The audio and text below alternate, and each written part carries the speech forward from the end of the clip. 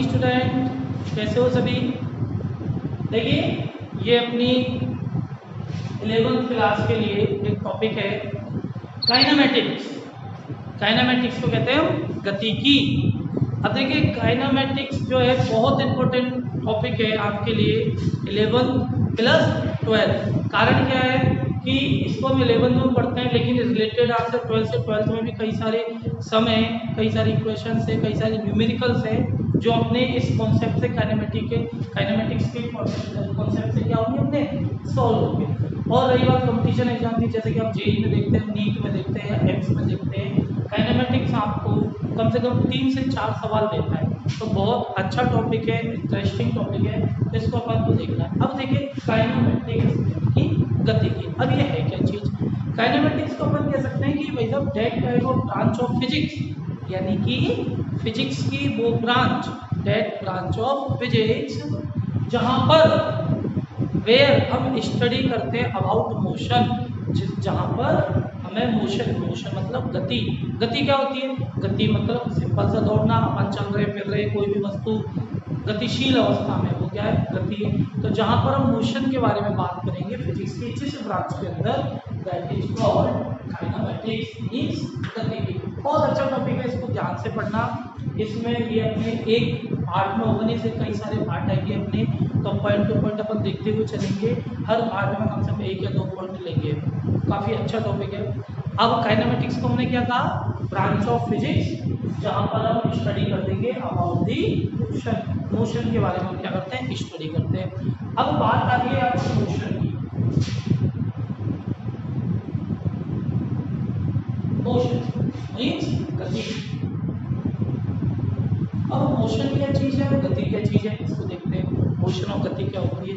देखो motion simple सा है, आप चलने वाली स्थिति में हो, यानी कि आप मूविंग कंडीशन में हो, तो वो क्या है? आपकी मोशन की अवस्था है। जैसे आप चल रहे हो, गाड़ी चल रही है, कार चल रही है, या अपनी कोई भी पंखा चल रहा है, तो ये सारी चीजें किसमें होती है?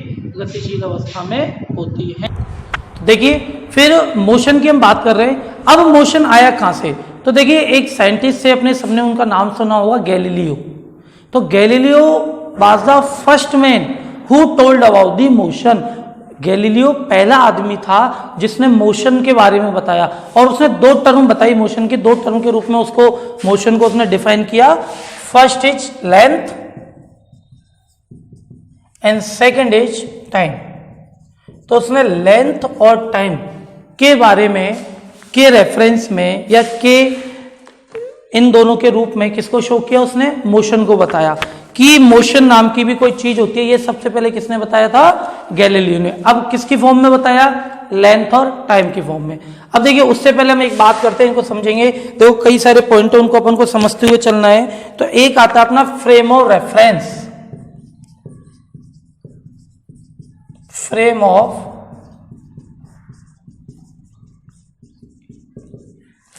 Of reference. अब देखिए फ्रेम ऑफ रेफरेंस क्या चीज होती है? कि फ्रेम ऑफ रेफरेंस है a frame in which we define the position or location of a body respect in a fixed point or with respect to observer। इसका मतलब क्या हुआ? इसने क्या कहा? ये जो फ्रेम ऑफ रेफरेंस है, फ्रेम ऑफ रेफरेंस एक ऐसा पॉइंट होता है, एक ऐसी जगह होती है जहां पर हम किसी भी बॉडी को क्या करते हैं? लोकेट करते हैं। किसी भी बॉडी की पोजीशन, स्थिति को शो किया जाता है। जैसे कि हम कहें ये हमारा x और ये y है। अब हम कह रहे हैं यहां पर कोई पॉइंट है P, ये पॉइंट P को शो कर रहा है। जैसे कि आपने वेक्टर में देखा होगा, वेक्टर में हमने देखा था पोजीशन वेक्टर, अगर किसी को याद हो तो फ्रेम और रेफरेंस को किसने शो किया था? सबसे पहले गैलीलियो ने मोशन यानी कि टाइम और लेंथ की फॉर्म में मोशन को उसने क्या किया था? बताया था कि ये चीज होती है। सिंपल सी बात है। अब हम वापस आते हैं हमारे किस पर? मोशन में। अब देखिए मोशन में 2 चीजें, एक तो हम देखते हैं रेस्ट मोशन और एक देखते हैं मोशन। मतलब इन दोनों को देखा जाता है कि अगर आप मोशन मतलब गति की बात कर रहे हो तो रेस्ट की भी आपको बात करनी पड़ेगी कि अगर हम जान रहे हैं कि मोशन क्या होता है तो हमें ये भी जानना पड़ेगा कि रेस्ट क्या होता है। तो सबसे पहले हम जानते हैं रेस्ट के बारे में। तो रेस्ट मीन्स क्या है? विराम अवस्था। यानी कि कोई बॉडी, कोई ऑब्जेक्ट जो कि क्या है, रुका हुआ है। जैसे हमने कह दिया ये मार्कर है हमारा, अब ये क्या है, सिंपल रुका हुआ है, इसको हम कहीं भी रख दें, ये देखो ये रख दिया, अब ये किस में आ गया भाई, रेस्ट में आ गया। ये सिंपल सी बात है कि जब, या फिर सिंपल वर्ल्ड में आप कह सकते हो भाई जिस बॉडी, जिस ऑब्जेक्ट की हम बात कर रहे हैं उसकी वेलोसिटी क्या हो, जीरो। सिंपल सा ऐसा कह दो कि वेलोसिटी क्या हो, यानी कि वो वेग उसका क्या है, जीरो, वो गति नहीं कर रही है, वो किस में होगी, रेस्ट में होगी। मोशन क्या होगा, मोशन सिंपल सी कहानी, आप चल रहे हो, कूद रहे हो, खेल रहे हो, पंखा चल रहा है, गाड़ी चल रही है, ट्रेन चल रही है, जो भी ऑब्जेक्ट है चल रहा है, किसी के पैरेलल में चल रहा है, किसी के साथ चल रहा है, वो किस में होगा, हमारा मोशन में होगा। अब इसमें अपन अलग अलग कंडीशन देख सकते हैं कि रेस्ट में भी अलग कंडीशन होती है, मोशन में भी अलग कंडीशन होती है।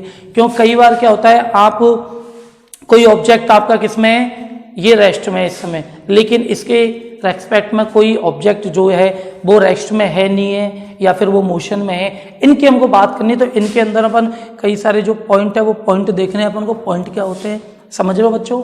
अब देखिए अपन बात कर रहे हैं रेस्ट, हम मान लेते हैं, समझना बात, ये कोई एक ऑब्जेक्ट है ए, ये हमारा ऑब्जेक्ट है ए, और यहां पर कोई ऑब्जेक्ट है बी, दोनों कांस्टेंट है, दोनों क्या है, रुके हुए, कांस्टेंट है बिल्कुल।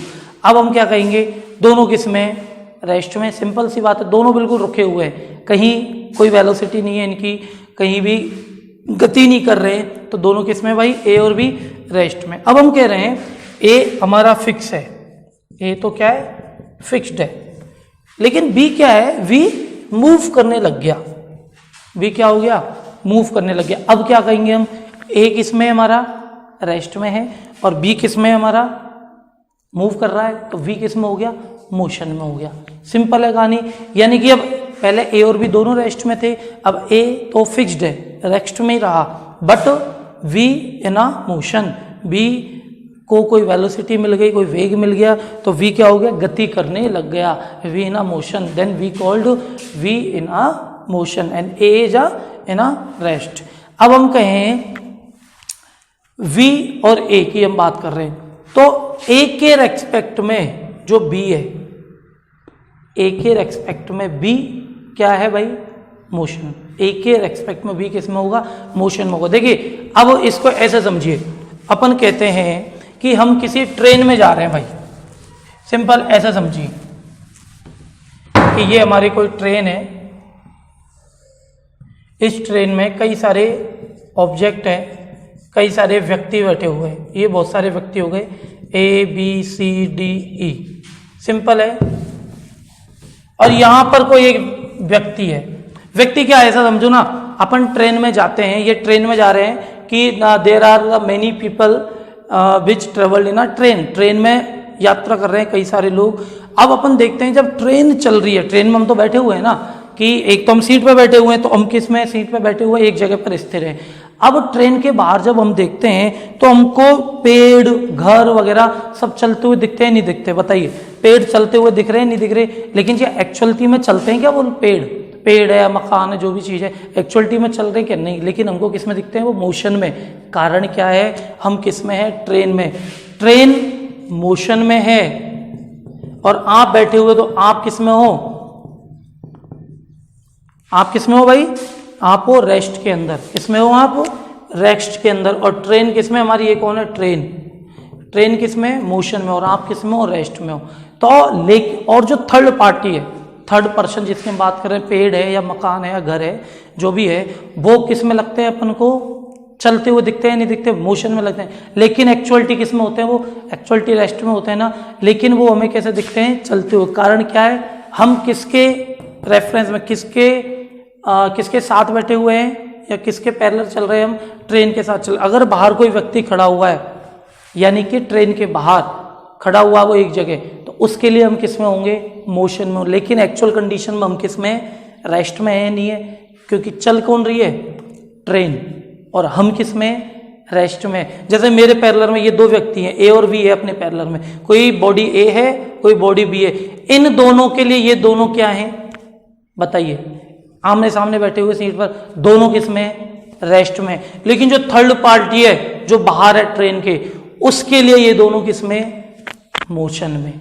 समझ रहे हो, तो एक ही टाइम पर मोशन और रेस्ट दोनों हो सकते हैं, अलग अलग व्यक्तियों के लिए। अब हमने कहा है कई सारे बॉडी, कई सारे पर्सन है, कई सारे व्यक्ति है, ये दोनों एक दूसरे के लिए किसमें, रेस्ट में। लेकिन जो थर्ड पर्सन है, जो तीसरा व्यक्ति है बाहर, उनके लिए ये किसमें भाई साहब, मोशन में है। तो ये समझ में आई मोशन और रेस्ट की कहानी। तो देखिए ये जरूरी नहीं है, अब हमने कहा था कि रेस्ट क्या होता है, रेस्ट साहब रुका हुआ है, तो ये तो रुके हुए थे तो इसके लिए तो रेस्ट में होने चाहिए, लेकिन नहीं, ट्रेन कैसी है अपनी मूविंग कंडीशन में, तो एक ही टाइम पर रेस्ट और मोशन दोनों पोजीशन, दोनों कंडीशंस हो सकती है, नहीं हो सकती। देखो इन दोनों के लिए तो क्या है, ये रेस्ट में, लेकिन तीसरे के लिए किसमें भाई साहब, मोशन में। तो ये रेस्ट और मोशन की कहानी है कि रेस्ट मीन्स कंप्लीट, एक होता है कंप्लीटली रेस्ट, प्योर रेस्ट, मतलब पूरी तरह से वो विराम अवस्था में है, पूरी तरह से क्या, विराम अवस्था में। और इस नेचर में ऐसी कोई बॉडी नहीं है जो पूरी तरह से किसमें हो, विराम अवस्था में हो, absolutely rest. There are no example कि जिसका क्या हो, अपन कह सके कि एब्सोल्युटली रेस्ट में हो, पूरी तरह से विराम अवस्था में हो। समझ रहे हो बात। तो ये रेस्ट और मोशन की बात हुई, ठीक है। अब देखिए इसको अपन आगे लेके चलते हैं कि रेस्ट और मोशन की बात हमने कर ली, अब इसके अंदर और क्या क्या चीज आती है।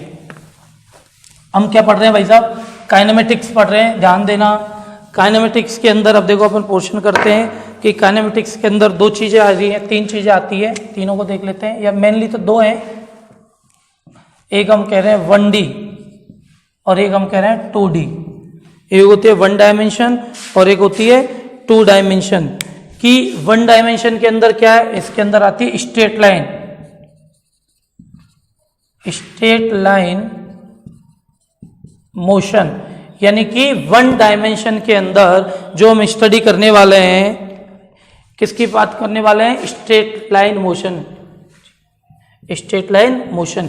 2D के अंदर हम बात करेंगे था circular motion, circular motion and projectile motion. इसके अंदर हम बात करेंगे 2D के अंदर प्रोजेक्टाइल मोशन और circular motion. Sir straight line motion में सरल रेखा में गति, सरल रेखा में गति।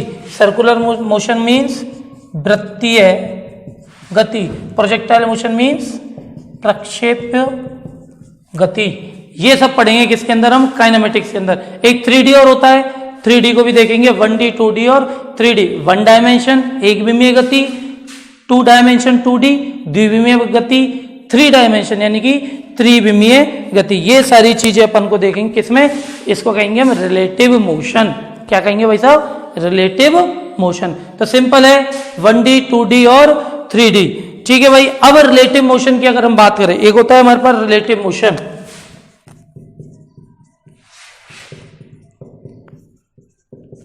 रिलेटिव। देखो अपन अभी जानकारी ले रहे हैं कि अपन को क्या क्या पढ़ना है काइनेमेटिक्स के अंदर, समझ रहे हो बात। एक होती है अपनी रिलेटिव मोशन। तो रिलेटिव मोशन क्या होती है बेटा, a body does change in its position with respect to another body which is relative motion. क्या कहा इसने, एक बॉडी चेंज इट्स पोजीशन, यानी कि एक ऑब्जेक्ट, एक बॉडी जिसकी हम बात कर रहे हैं, वो क्या कर सकती है, अपनी पोजीशन को चेंज कर सकती है। जैसे कि मैं कहूं ये ए है, ये बी है। ए body does change its position, यानी कि एक ऑब्जेक्ट, एक वस्तु अपनी अवस्था, अपनी पोजीशन, अपनी कंडीशंस को चेंज कर सकता है रेस्पेक्ट टू अनदर बॉडी। यानी कि जो ए है, ये अभी मान लेते हैं हम यहाँ है ए और बी, ठीक है ना। अब मान लेते हैं ए चल के यहाँ आ गया, अब इनकी डिस्टेंस क्या हो गई, मान लेते हैं यहाँ 5 थी, यहाँ 7 हो गई, मान लेते हैं। तो a body does change its position respect to another body, it is called relative motion. समझ रहे हो बात, नहीं समझे तो रिलेटिव मोशन क्लियर हुई। अब देखिए on the basis of the coordinate geometry, अब एक आती है कोऑर्डिनेट ज्योमेट्री यानी कि निर्देश तंत्र की। On the basis of coordinate geometry there are 3 types of motion, 3 types of motion. कौन कौन सी, वही जिसके बारे में हमने बात की थी, 1D 2D और 3D। 1 डायमेंशन 2 डायमेंशन और 3 डायमेंशन। अब ये 1 डायमेंशन 2 डायमेंशन क्या चीज है, अब देखो इसमें क्या क्या, वही स्ट्रेट लाइन के बारे में, इसके बारे में पढ़नी है अपन को 1D के अंदर, स्ट्रेट लाइन के बारे में। 2D के अंदर अपन पढ़ेंगे वैसा प्लेन, और 3D के अंदर पढ़ेंगे अपन स्पेस, यानी कि हवा में जो बातें होंगी बहुत सारी केस में होंगी। 3D में एरोप्लेन उड़ रहा है, तितली उड़ रही है, कोई भी पक्षी उड़ रहा है, ये सारी चीजें आएंगी अपनी 3D में। 2D के अंदर जो प्लेन होगा, प्लेन में बात करेंगे मतलब कि जो धरातल है अपना, लेकिन वहां 2 कोऑर्डिनेट सिस्टम, 2 तल, 2 प्लेन होंगे। 1D सिंपल स्ट्रेट लाइन, कि ये स्ट्रेट लाइन है, ये ऐसे समझो कि ये तो 1D। 2D में ये देखिए 2 एक्सिस है, एक्स और वाई। यहाँ जो इस प्लेन में जो बात होगी वो 2D में, और जो हवा में जो बातें होंगी वो किस में कहलाएंगी बच्चों, अपनी 3D के अंदर। तो देखिए ये सिंपल सा आपने देखा, काइनेमेटिक्स हम देख रहे हैं। काइनेमेटिक्स के अंदर हमने जो जो चीज़ें आने वाली है, जो जो हम पढ़ने वाले हैं, उन सारी बातों को हम आपको बता चुके हैं। अब इसके बाद अपन अपना नेक्स्ट टॉपिक उठाते हैं जो काइनेमेटिक्स के अंदर आने वाला है। तो देखिए नेक्स्ट टॉपिक को लेते हैं आगे। तो देखो अपन ने 1D 2D 3D देख लिए ना, क्लियर है कहानी। अब देखो एक बार फिर से देख लो 1D, अगर अपन इसको समझना चाहे 1 डायमेंशन क्या है, कि भाई ये क्या करेगा कि एक ऑब्जेक्ट जो होगा वो क्या करेगा, एनी ऑफ 3 कोऑर्डिनेट, यानी कि 3 अपने जो निर्देशांक होंगे एक्स वाई जेड, अपन को मालूम है कितने होते हैं। यार ये अपना बायर बार बार में परेशान कर रहा है आज। हाँ, तो ये जो अपने 3 कोऑर्डिनेट होते हैं, अपने 3 अक्ष होते हैं अपने एक्स वाई जेड, तो उनमें से किसी x के रेस्पेक्ट में जो मोशन की बात करेंगे कि any of the 3 coordinate its change with the passage of time represent the 1 dimension. यानी कि हम बात करें, ये अपने 3 कोऑर्डिनेट होते हैं x y z। अगर हम किसी एक एक्सिस की बात करेंगे, चाहे मैं x की बात कर लूं, चाहे मैं y की बात कर लूं, चाहे मैं z की बात करूं, सिंपल किसकी बात करें, सिर्फ एक एक्सिस की बात करें, तो that is called 1D। 2D क्या होगा, 2D में हम 2 एक्सिस की बात करेंगे, एक्स वाई ले लूं, एक्स वाई प्लेन ले लिया, वाई जेड ले लिया, या जो एक्स जेड ले लिया।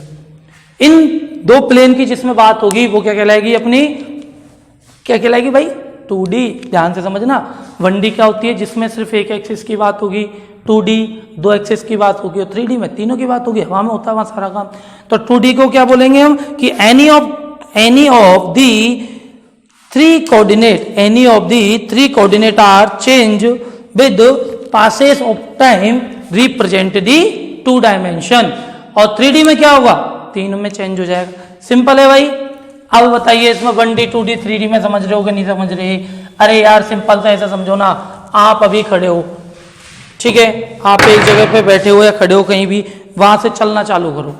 ये मैं सीधा चल रहा हूँ, ये देखो चल रहा हूँ मैं, या उल्टा चल रहा हूँ। यानी कि मैं अगर स्ट्रेट लाइन में मूव कर रहा हूँ, सरल रेखा में सीधे मूव कर रहा हूँ, तो वो क्या कहलाएगी मेरी 1 डायमेंशन। सिंपल है। मैं स्पाइडरमैन बन जाऊं और मैं दीवार पर चढ़ जाऊं, स्पाइडरमैन होता है ना, तो मैं दीवार पर चढ़ गया, मैं किस में चला गया, 2D के अंदर। समझ लो, अब मैं बन गया सुपरमैन और मैं हवा में उड़ रहा हूँ। या आयरन मैन आजकल फेवरेट है सबका, आयरन मैन, मैं आयरन मैन बन गया हवा में, मैं क्या हो गया 3D के अंदर। अब सिंपल है, या तो स्ट्रेट लाइन में चल लो, दीवार पे चल लो, हवा में चलो, 1D 2D 3D। सिंपल है भाइयों। अब अपन इसको आगे उठाते हैं, अपने टॉपिक को आगे बढ़ाते हुए देखते हैं कि सबसे पहले टर्म लेते हैं हम हमारी number 1 term,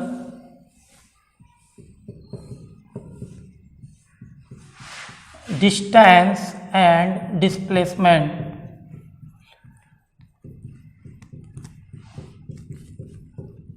distance and displacement, समझ रहे हो बात। और पहला आता है इसमें, सबसे एक पॉइंट लेते हैं, distance. What is distance, distance क्या होगी। देखो इसके लिए अपन को थोड़ा सा वो पुरानी क्लास हमारी याद करनी पड़ेगी, इसमें जो वेक्टर से रिलेटेड बातें भी आने वाली हैं। तो जो भी वेक्टर, क्योंकि स्केलर और वेक्टर क्वांटिटीज हमने देख ली है, तो वेक्टर और स्केलर की मैं अपना पार्ट पहले ही आ चुका है। अगर वो वीडियो नहीं दिए तो डिस्क्रिप्शन के अंदर लिंक है, वहाँ से जाके you can see the vector and scalar quantities video. You can go in a description and you have the link and click the link. और वहाँ पर आप वेक्टर और स्केलर क्वांटिटीज के ऊपर जो हमारा लेक्चर है उसको देखिए आप, ठीक है। तो वहाँ वो चीज़ यहाँ काम आने वाली है, इसलिए हम बता रहे हैं आपको कैसे काम आएगी। देखिए डिस्टेंस क्या है, डिस्टेंस सिंपल सी बात है, दूरी।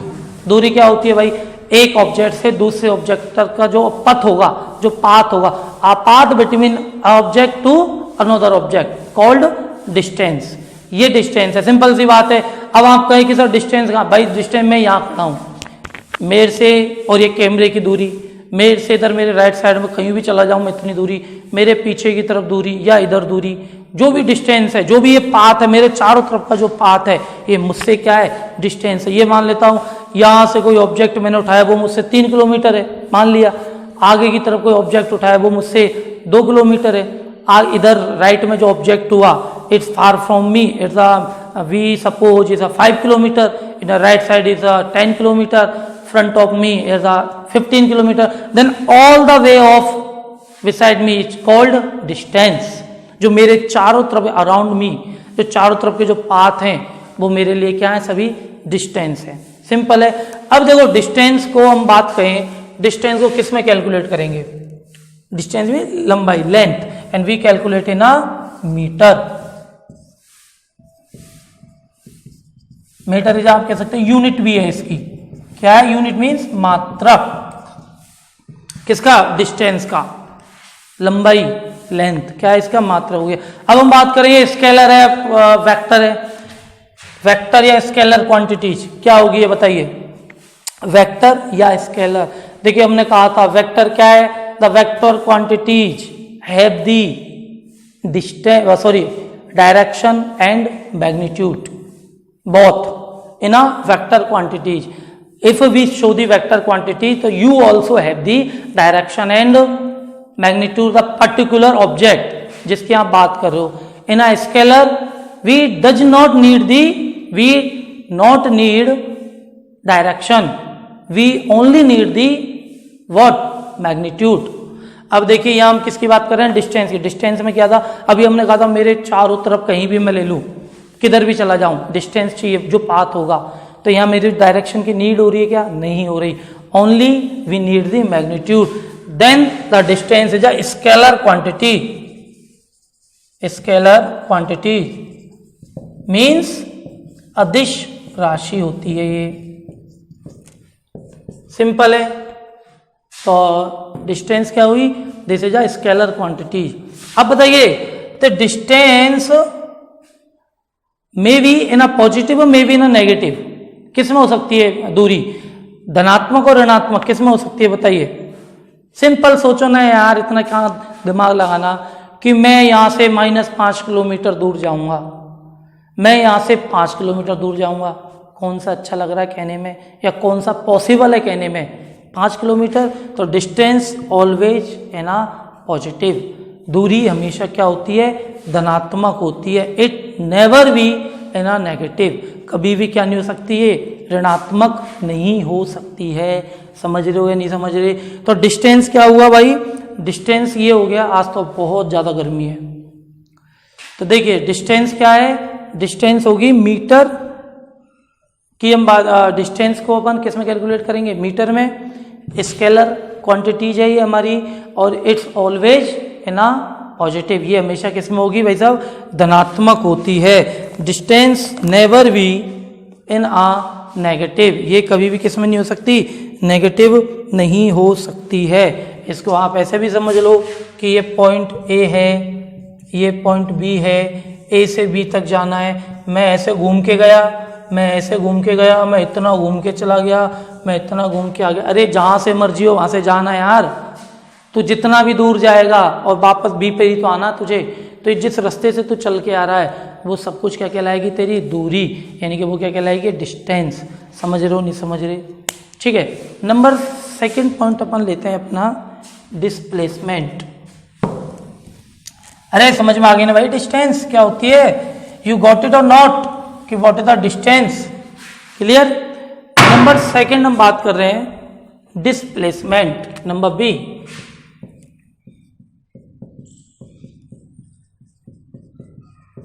मीन्स विस्थापन. देखिए हम इसको हिंदी इंग्लिश दोनों मीडियम में एक साथ ही कर रहे हैं, जिससे हिंदी मीडियम वाले बच्चे हिंदी में समझ सके, इंग्लिश मीडियम वाले बच्चे इंग्लिश में समझ सके, तो इसमें कोई दिक्कत नहीं है। हिंदी इंग्लिश अपनी दोनों साथ में चल रही है। अब हम बात कर रहे हैं, डिस्टेंस हो गया, अब हम बात कर रहे हैं डिस्प्लेसमेंट की। तो डिस्प्लेसमेंट क्या, देखो वेक्टर वाली क्लास में भी हमने बात की थी डिस्प्लेसमेंट की, याद हो तो वहां भी हमने समझाया था। अभी हमने लिया था ये पॉइंट ए, ये पॉइंट बी, ए से बी तक जाने का एक पाथ ये रहा, ए से बी तक जाने का एक पाथ ये रहा, ए से बी तक जाने का एक पाथ ये रहा। इसको हमने कह दिया फर्स्ट, सेकंड पाथ, ये थर्ड पाथ। तो देखो ए से बी तक जाना है, मैं ऐसे चला जाऊं, ऐसे चला जाऊं या ऐसे चला जाऊं। The all three types are distance, all three types of path called distance. ये जितने भी पाथ हैं, जितने भी रास्ते हैं, सब क्या है, डिस्टेंस है, दूरी है। लेकिन we talk about the displacement, then what is the displacement in with them, इनमें से कौन सा डिस्प्लेसमेंट होगा। तो डिस्प्लेसमेंट के बारे में हमने आपको पहले बताया था, the shortest path between two point, the initial point and final point, कि इनिशियल पॉइंट और फाइनल पॉइंट, प्रारंभिक बिंदु और अंतिम बिंदु के बीच की जो दूरी है वो क्या कहलाएगी, तुम्हारी डिस्प्लेसमेंट। जो सबसे छोटी दूरी होगी, सबसे छोटी दूरी कौन सी है, ये वाली है कि नहीं है। या सिंपल वे में ऐसे कहो कि the distance in a form of a straight line between two point, कि दो बिंदुओं के बीच में जो सरल रेखा में, जो सरल रेखा में जो डिस्टेंस होगी, जो दूरी होगी, क्या कहलाएगी आपकी डिस्प्लेसमेंट, ए बी सी। अब ऐसे समझो, यहां पर कोई अपना ये सोनू है, ठीक है भाई, सोनू है, सोनू को जाना है किसके पास, मोनू के पास, ये इसका दोस्त है। अब मोनू ने फोन किया सोनू को, भाई जल्दी आ, भाग के लड़ाई हो गई अपनी, तुरंत आएगा भाग के। अब सोनू क्या हुआ, आलसी हुआ, मोनू ने फोन किया, हाँ आ रहा हूं, घूम फिर के जाएगा, फिर ये है, इधर से भी घूम फिर के चला जाएगा। लेकिन अगर सोनू को किसने फोन कर दिया, मोनू की जगह मोना ने फोन कर दिया। किसने फोन कर दिया, पहले तो मोनू ने फोन किया, आलस में भाई साहब आ गया, हाँ ठीक है धीरे धीरे चला जाएगा। लेकिन मोनू की जगह फोन किया मोना ने, स्त्रीलिंग, तो क्या करेगा सोनू जी, सबसे छोटा रास्ता देखेंगे, और सबसे छोटा रास्ता कौन सा है सोनू जी के लिए, ये। तो सोनू जी तुरंत भाग के जाएंगे मोना के पास और तुरंत पहुंचेंगे वहां। तो जो सबसे छोटा रास्ता जो लिया है किसने, सोनू ने, वो क्या कहलाएगा आपका, विस्थापन। क्या होगा भाई, विस्थापन, यानी कि the shortest path between Sonu and Mona, point A and B, क्या होगा वो, विस्थापन कहलाता है। जो सबसे छोटा जो रास्ता होगा, समझ रहे हो बात को, वो क्या कहलाएगा बेटा, वो अपना विस्थापन कहलाता है। अब देखो इसमें अपन बात करें, बताइए स्केलर या वेक्टर, सोचिए स्केलर या वेक्टर। देखो जब सोनू को किसके पास जाना था, मोना के पास, सबसे छोटा रास्ता लिया, यानी कि फिक्स डायरेक्शन में गया, समझ रहे हो बात को, तो फिक्स डायरेक्शन में जाएगा। आपको भाई साहब भूख लग रही है बहुत जोर से, घर में खाने के लिए कुछ नहीं है, बाजार जाना है, तो एक तो अपन बाजार जाते हैं, घर वाले अपन को सामान लेने भेज देते हैं कि जाके लिया, तो अपन क्या करते हैं, घूमते घामते दोस्तों से मिलते हुए बाजार जाएंगे, फिर घूमते घामते फिर घर आएंगे। एक अपन को भूख लग रही है कि यार कचौड़ी खानी है मुझे, तो नाश्ता करना है, ब्रेकफास्ट करना है, तो मैं क्या करूँगा, घर से सीधा कचौड़ी वाले की दुकान पर जाऊँगा, सीधा नाश्ता करूँगा, वहाँ जाके खम्मन खा के आऊँगा, जलेबी खाऊँगा, जो मुझे भूख लग रही है तुरंत सीधा पहुँचूंगा। जब तो वो क्या है, विस्थापन, यानी कि डायरेक्शन क्या है आपकी, फिक्स है या नहीं है। और अगर डायरेक्शन है, if we have the direction the quantity will be a vector, तो राशि कौन सी होगी, हमेशा सदिश। कौन सी राशि होगी लालाओ, सदिश राशि होती है। समझ रहे हो स्टूडेंट, नहीं समझ रहे, क्लियर है सबको, सदिश राशि क्यों हुई। अब हम बात करें, बताइए नेगेटिव या पॉजिटिव, पॉजिटिव या नेगेटिव, डिस्टेंस तो है, बिल्कुल है, विस्थापन, ये डिस्प्लेसमेंट भी क्या है, डिस्टेंस ही है। और अपन ने कहा था distance never be in a negative, लेकिन ये क्या है, डिस्प्लेसमेंट है, तो नेगेटिव हो सकते हैं, नहीं हो सकते, yes it can be negative and it can be positive. आप कहो सर कैसे, तो देखो ऐसे एक्सप्लेन करते हैं अपन इसको, नेगेटिव और पॉजिटिव को। हाँ यही देख लेते हैं ना, ये हमारा सोनू और मोना, दोबारा से सोनू मोना पे आओ। सोनू मोना के पास गया सीधा और ये दूरी थी 5 किलोमीटर यहां सोनू के लिए, और ये मोना है, ये डायरेक्शन ले ली हमने ये। अब भाई उधर से वापस भी तो आना है ना, इसके रेस्पेक्ट में देखेंगे हम, रेस्पेक्ट को चेंज नहीं करेंगे। तो जब वापस आएगा तो डायरेक्शन चेंज हुई तो किस में आ जाएगा, माइनस में। सिंपल से देखो फिजिक्स के अंदर बहुत सारी टॉपिक्स हैं, बहुत सारे कॉन्सेप्ट हैं, बहुत सारी क्वांटिटीज हैं, उन सबको आप रटने बैठोगे तो परेशान हो जाओगे। सबको इजी वे में समझा करो, सबसे इजी वे जो अपने दिमाग में सीधा क्लिक हो उस तरीके से समझो। तरीका कोई भी हो, अपने समझ में आनी चाहिए, दिमाग में घुसनी चाहिए बस।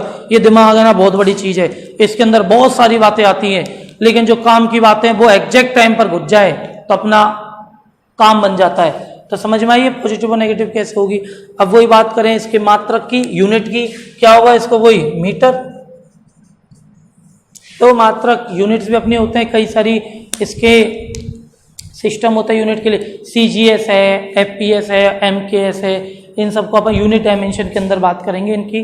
तो समझ में आया डिस्प्लेसमेंट में नेगेटिव और पॉजिटिव दोनों हो सकते हैं, और कैसे हो सकते हैं, क्लियर है भाई। तो अब देखिए डिस्प्लेसमेंट के अंदर हम एक तो ये चीज देख ली, अब इसके अंदर और भी केस हो सकते हैं। तो और केस कौन कौन से होंगे उनको देखना। जैसे कि हमने वेक्टर के बारे में, तो बार बार में वेक्टर आ रहा है तो वेक्टर वाली क्लास जरूर देखना। इसके लिए वह हमने पढ़ा था डिस्प्लेसमेंट वेक्टर, विस्थापन सदिश, तो इसके लिए वो देखना। तो यहां भी देखो इसकी दूसरी फॉर्म में भी डिस्प्लेसमेंट निकाल सकते हैं। जैसे कि ये हमारे कोऑर्डिनेट है कोई, ये वेक्टर हमने मान लिए A वेक्टर या V वेक्टर, और यहाँ पर कोई पॉइंट है ये मान लेते हैं।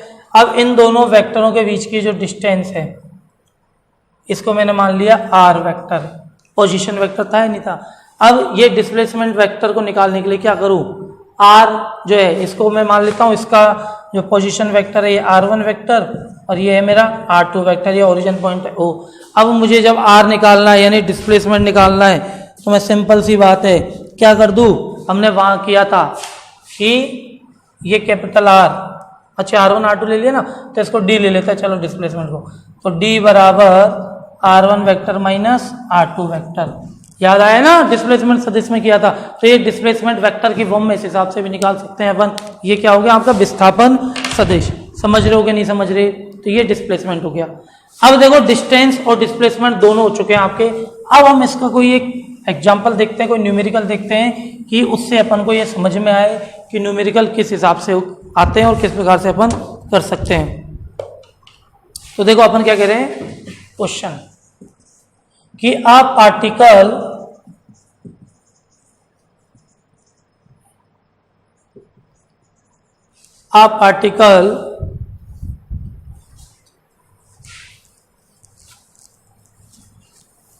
moving a circular path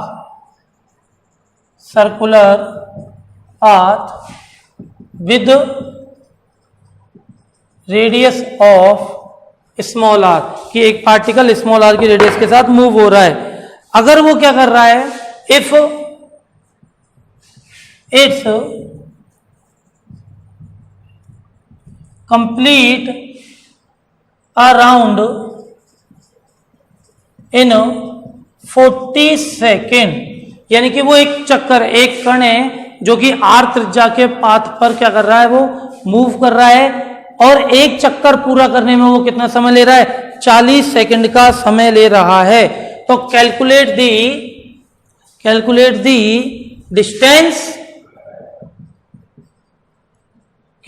distance and displacement, ये दो चीजें अपन को फाइंड करनी है कि calculate the distance and displacement, ये दो चीजें अपन को निकाल के इसको देनी है। तो क्या होगी, सिंपल है। तो देखिए डिस्टेंस सबसे पहले निकालो। उसने क्या कहा कि एक पार्टिकल है, ये मूव हो रहा है r रेडियस का, क्या है इसके पास, एक पॉइंट ये मान लिया, ये O हो गया, ये इसकी रेडियस है r, यहां से मूव हो रहा है, और एक चक्कर लगाने में उसे कितना टाइम लग रहा है भाई, 40 सेकंड लग रहे हैं। तो इसकी डिस्टेंस कितनी होगी, कितने टाइम में, हाँ ये और ऐड करना है अपन को कि 40 सेकंड में चक्कर लगा रहा है। Then find the distance and displacement in 3 minute. 3 minute में इसे कितनी डिस्टेंस और डिस्प्लेसमेंट ये निकाल के देगा, यानी डिस्टेंस और डिस्प्लेसमेंट कितनी होगी 3 मिनट में, जबकि वो 40 सेकंड में एक चक्कर पूरा कर रहा है। तो सिंपल सी बात है, देखो डिस्टेंस अगर अपन को निकालनी है तो मैं क्या करूं, यहां से ए से चल रहा है, देखो पहले तो सिंपल सा मेथड देखो, ए से वापस आया ये ए पर, एक चक्कर हो गया, कितना टाइम ले रहा है 40 सेकंड का ले रहा है। कितने मिनट है 3 मिनट है, 3 मिनट में कितने होते हैं 180 सेकंड। 180 सेकंड में वो कितने चक्कर लगाएगा, जबकि एक चक्कर कितने में लगा रहा है वो 40 सेकंड में। आ गया आंसर, एक चक्कर 40 में लगा रहा है, तो बताओ 180 सेकंड में कितने चक्कर लगा लेगा वो। सिंपल सी बात है, आ गया नहीं आया। अब डिस्प्लेसमेंट चाहिए आपको कि 3 मिनट बाद, देखो ये समझना, ये तो डिस्टेंस हो गई। अब डिस्प्लेसमेंट कि यहां से मैं चला, डिस्प्लेसमेंट अपन क्या कहता है इनिशियल पॉइंट और फाइनल पॉइंट, प्रारंभिक बिंदु जहां से यात्रा प्रारंभ करी और जहां खत्म करी उनके बीच की डिस्टेंस। तो ये देखो जब चक्कर लगा लिए इतने डिस्टेंस ले ली, अब इतने चक्कर के बाद वापस ये पूरी कहाँ होगी 3 मिनट में, पॉइंट ए पर ही तो आएगा। स्टार्ट कहाँ से किया था, पॉइंट ए से किया था, खत्म कहाँ किया पॉइंट ए पर, कि मैं पॉइंट ए है घूम फिर के आगे चक्कर लगा के वापस ए पर। डिस्प्लेसमेंट क्या हुआ 0, नीलवटे सन्नाटा, 0, अंडा। कारण क्या है भाई, तू जहां से गया था वहीं तो आ गया, तो काई का displacement, the displacement will be 0 if the initial point and final point is equal। अगर फाइनल पॉइंट और इनिशियल पॉइंट अगर समान है तो डिस्प्लेसमेंट हमेशा क्या होगा आपका 0 होता है। समझ रहे हो कि नहीं समझ रहे। तो ये डिस्प्लेसमेंट और डिस्टेंस इन दोनों की आपकी कहानी हुई, इसमें जो भी केस आ सकते हैं अपन ने देख लिए। अब इनमें डिस्टेंस और डिस्प्लेसमेंट निकालने में आपको समस्या हो तो बताइए, कुछ नहीं करना है आपको, सिंपल सा सर्कल अगर वाला क्वेश्चन आया तो सिंपल फॉर्मूला लगाओ। क्लियर है बात कि नहीं है। देखो जैसे सर्कमफेरेंस निकालते हैं सर्कल की 2πr, अगर मान लो मुझे r की वैल्यू दे देता और वो कहता कि भाई कि the particle moving a circular path with the radius of 5 metre, देन कितना टाइम लेगा, वो कितनी दूरी तय कर रहा है वो एक सर्कल में, यानी एक चक्कर को पूरा करने में कितनी डिस्टेंस लेगा। तो क्या निकाल लूंगा 2πr, r की वैल्यू क्या है 5, तो 2 3.22 27/7 इंटू 5, सॉल्व कर लो, क्या आ गई डिस्टेंस आ गई। अब देखो डिस्प्लेसमेंट का एक और निकालने का मेथड देख सकते हैं अपन, कि ये कह रहा है ये सर्कल है, ये वही रेडियस है r, पॉइंट ए है, इसने कहा एक पार्टिकल मूव हो रहा है। अब देखना सवाल इसी में करेंगे हम। एक पार्टिकल मूव हो रहा है ए से और उसने सर्कल का आधा चक्कर पूरा किया। अब वो आधा चक्कर कहाँ होगा, ये चला चला चला चला, ये यहां आधा चक्कर पूरा हो रहा है। समझ रहे हो बात, कितना चक्कर पूरा हो गया, आधा चक्कर पूरा किया उसने, आधा चक्कर पूरा कर लिया। तो बताओ डिस्प्लेसमेंट क्या होगा। डिस्प्लेसमेंट कहां से, ए से और आधा चक्कर यहां बिंदु बी, तो ये डायरेक्ट डिस्टेंस ले लो, ये आर थी तो ये भी आर, तो डिस्प्लेसमेंट क्या हो गया 2r। हुआ क्या नहीं हुआ भाई। मान लो उसने कहा 3/4 पूरा किया उसने, 3/4 पूरा किया, यानी कि वो कहां पर है यहां पर, ये कितनी है r हो जाएगी, ये भी r है। तो अब इसकी जो डायरेक्ट डिस्टेंस है ये क्या होगी, ये निकाल लो, निकाल सकते हो आराम से, ये r है और ये r है, ये निकाल सकते हो नहीं निकाल सकते, पाइथागोरस लगा दो। मान लो वो कहे कि 1/4 हिस्सा किया है, 1/4 हिस्सा ये रहा, ये भी r ये भी r, ये निकाल लो, आई क्या नहीं आई। आर की वैल्यू, रेडियस की वैल्यू आपको देगा ही देगा वो। अब सर्कल को वो चाहे चक्कर 5 लगाए, चाहे 4 लगाए, चाहे 1 लगाए, चाहे 10 लगाए, कितने भी लगा लो चक्कर, आपको डिस्टेंस और डिस्प्लेसमेंट निकालने में समस्या नहीं आनी चाहिए कोई भी। बताओ आ रही है क्या इसमें समस्या? डिस्टेंस और डिस्प्लेसमेंट को किस प्रकार से निकाल सकते हैं, इसमें नहीं है ना बच्चों दिक्कत? तो कहीं कोई दिक्कत हो तो बताइए। तो दोनों अपने टॉपिक क्लियर हुए, डिस्टेंस हुआ और डिस्प्लेसमेंट हुआ।